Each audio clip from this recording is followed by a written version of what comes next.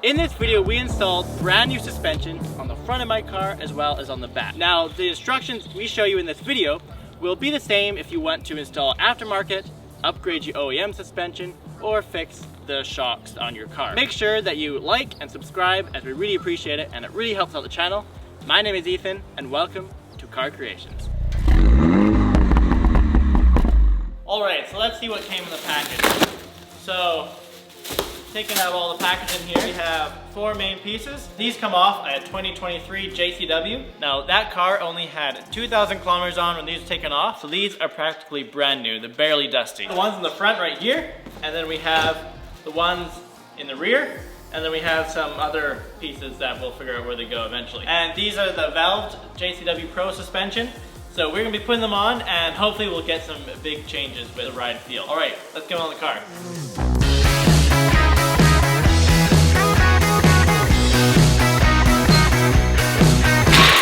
All right, so we got it up on the lift, and we're gonna take off the 2 front wheels because we're gonna do the front first and then do the rear next. So we have Simon here, and he works at a shop. So he's gonna show us how to take the suspension off. So just take us away here. So to get to the strut up here, you're just gonna wanna take off the top nut of your sway bar link, the nut for the tie rod end down here. You have to use a Torx. So it's a T40. That'll hold it down, and then you'll want to find a 21 millimeter wrench, and that way you'll be able to loosen the nut, because you have to hold it down, otherwise the ball joint will just spin. And then there's 2 pinch bolts back here that we got to take off, and I think we'll have to pull off some of the brake hose, wheel speed sensor, but those will just be small, you know, easy access bolts, and some of them actually just slide out without taking a bolt off. Then once you've got all that off, this whole thing will drop down, so be careful because this can be heavy. And then you've got 3 bolts up top, and then this whole strut will just drop down, and then we can slide the new one in.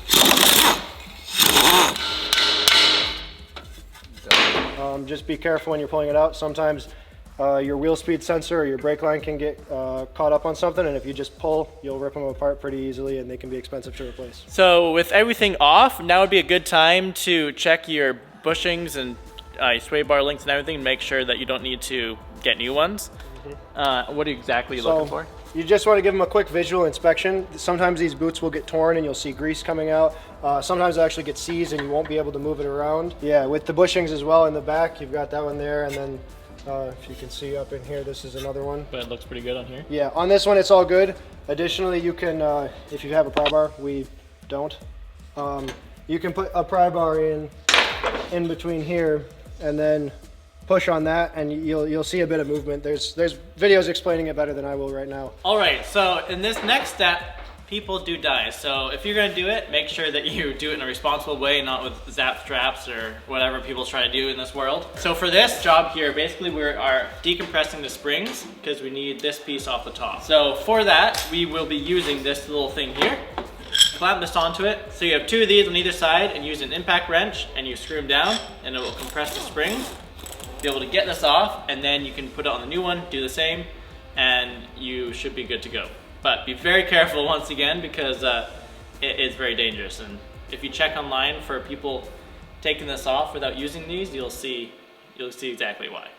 All right, let's not get killed. Called a Widowmaker for a reason. This down tight enough, you'll see a pretty significant size decrease in, you know, the length of the spring, obviously. Then you've got a 17 or 18 millimeter nut in here, I believe, and then you'll want to loosen that. You know, just for sake of being safe, do it pointed away from somebody, so should something go wrong, it'll pop that way. This is again another one you can kind of double check. This is called your upper strut mount. So this bearing right here, when you turn, this bearing will turn, so sometimes you'll hear noise from that. This one feels in pretty good shape. This spring is now compressed. This boot's been destroyed a bit. Keep track of all your bushings and everything, because you never know what the new kit will come with. We have the upper strut mount, and then we have the old shock right here. I guess now it's time to recompress it on the new one and get the upper strut mount onto this. All right, so we got the suspension all set up for the front. Now we just have to go and throw it on. Yep. Not literal sense of throwing it on.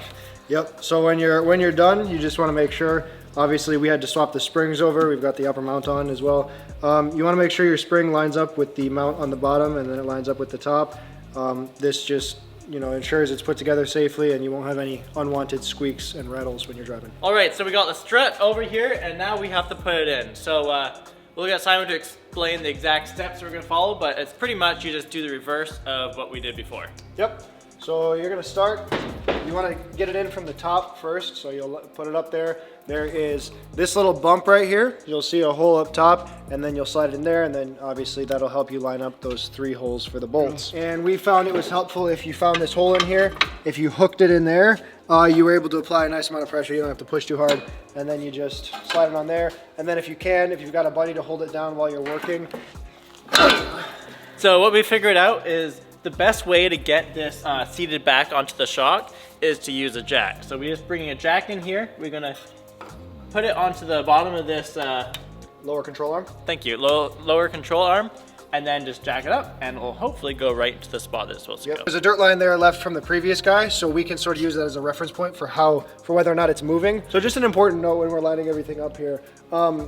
There is a little bump on the back of the strut tower here, and it's important that you line that up. There's a little crack in the aluminum, and that's where the pinch bolt can kind of hold together and then obviously clamp down on your strut tower. And that little bump on the back there, you have to make sure that that's in between. Otherwise, everything won't be able to slide up all the way. Then you can just start putting all the bolts back on and torquing down to where they're supposed to be in the reverse order that we took them off. And just like that, it's completely done. So we're gonna put the wheels back on, and the front suspension are perfect, hopefully. We do have to test them to make sure everything's working good. All right, so for the rear, we have a brand new rear shock absorber, as well as a new coiled spring. And we also have the boots for it too, because a lot of times the boots will be worn out and you don't want it squeaking or anything. All right, so Simon, what do we have to do first here? All right, first and foremost, if you're asthmatic or sensitive to dust, one good look at this, maybe get a mask or something if you need it. Straight away you have, there's a few nuts you can take out, however many you like, I guess. I found these 4 right here are gonna be all you need to take out to just pull that fender liner out. Then you've got your E20 bolt at the bottom here is on the other side. And then there's 3 of the E12 bolts going vertically. Now, important to note, kind of similar like the front, the spring currently is pushing against it, putting tension on that shock. So because it's not one unit, you have to put pressure on it, or when you pull that bolt out, it's gonna shoot the thing down, and you can mess up your bushings, you can get hit by that. It's pretty painful. Trick we found is if you put the floor jack underneath this metal part right here, make sure it's on the metal and put just a little bit of pressure against it. When you pull these bolts out, you'll be able to pull the shock out without any problems, and then, we'll explain more as we go. Now with our bolts out, this should slide out pretty easy. Again, kind of like the front, be careful, you've got some brake lines, wheel speed sensors. Just be careful around those wires. Before we release the tension on the spring, we have to take the sway bar link off because that's gonna allow us to lower this whole assembly right here low enough that we can get the spring out. A 16mm wrench, ratcheting if you have it, and then a T30 Torx to put in there and hold the sway bar link stable. Now, I did find on this one, it's pretty rusty, so your penetrating oil is gonna come in handy here. All right, so to get your spring out again, we have the sway bar link out. It's sitting loose right here. You will need the tension on it with the jack to get that out, but we've already gone ahead and taken that off, and then you just slowly lower it and it'll be fine sitting here. You gotta get out the brake pad wear indicator, thank you Germans, and the wheel speed sensor. So these just pop out, be careful with them. Put your hand on the caliper, make sure it's not pushing on either of these wires, because like I said, they break. Pull that down. And then your spring comes out. Double check you've got your top bushing and your bottom bushing, and like we said, ours are a little bit cracked. They feel really stiff and dry. They're not like the new ones. So those will be replaced.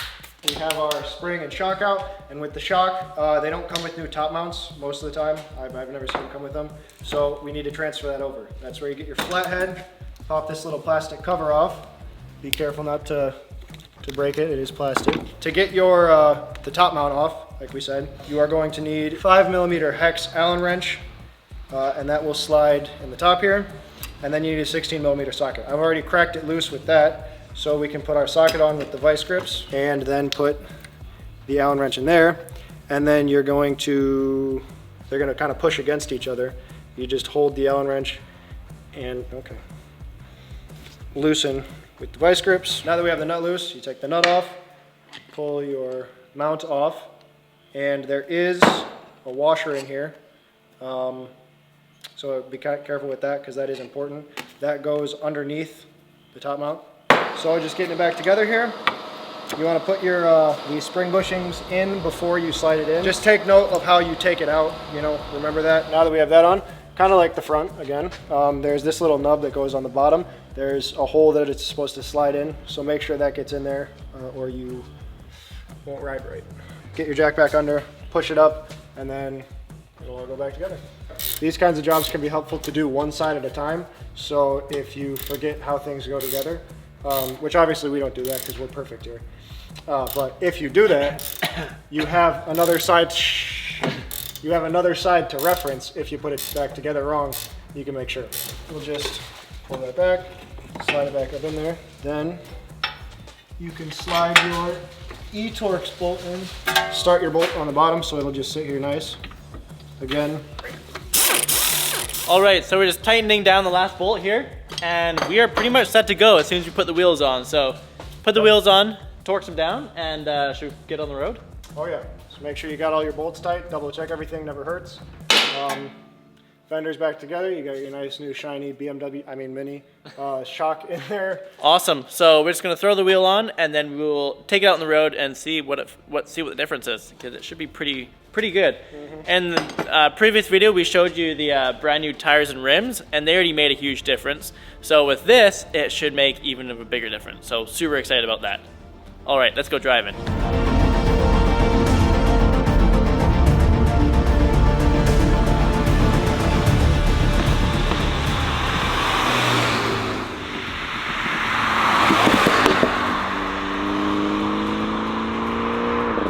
We are talking about these new shocks that I installed.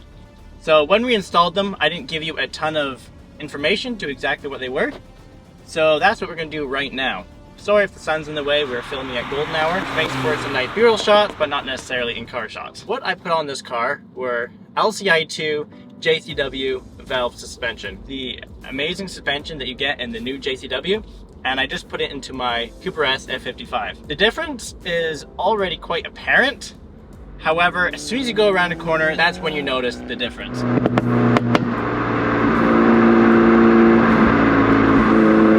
The combination of the new sticky tires, click the pop-up link for the video on that if you haven't seen it yet. This car just wants to take every corner with vengeance. Before, when you went into a corner, oversteer quite heavily and you'd find yourself kind of squeaking your way around the corner. It did make for some fun driving. However, sometimes it would push you a little bit off the road. So with the suspension and the tires, it gives you tons of confidence to dive into the corners, get your car placed firmly on the road and ready to go. Onto the streets or onto the track near you, and you have now inspired the confidence that you need to get around all the corners safely, as well as picking up a lot of time. I can take roundabouts nearly as fast as I want now. It's quite scary how well this car can do in the corners with proper suspension and proper tires.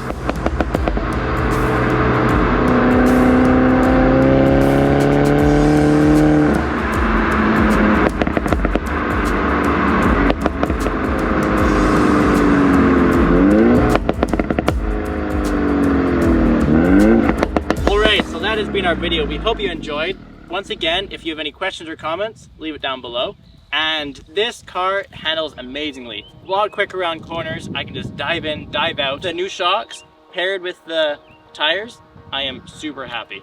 You don't have to follow these instructions just to install LCI2 shocks. You can also follow them to either upgrade your shocks or to install coilovers or to fix the shocks that you have. We hope you enjoyed, and we hope you all have an amazing rest of your day. Thanks everyone for watching. I was just gonna talk to you guys about a couple of the features of the Mini Cooper. Oh, I don't think you're the right presenter for this. Can you please get out my card, sir? It wasn't me! Thank you, sir. Well, that was super odd.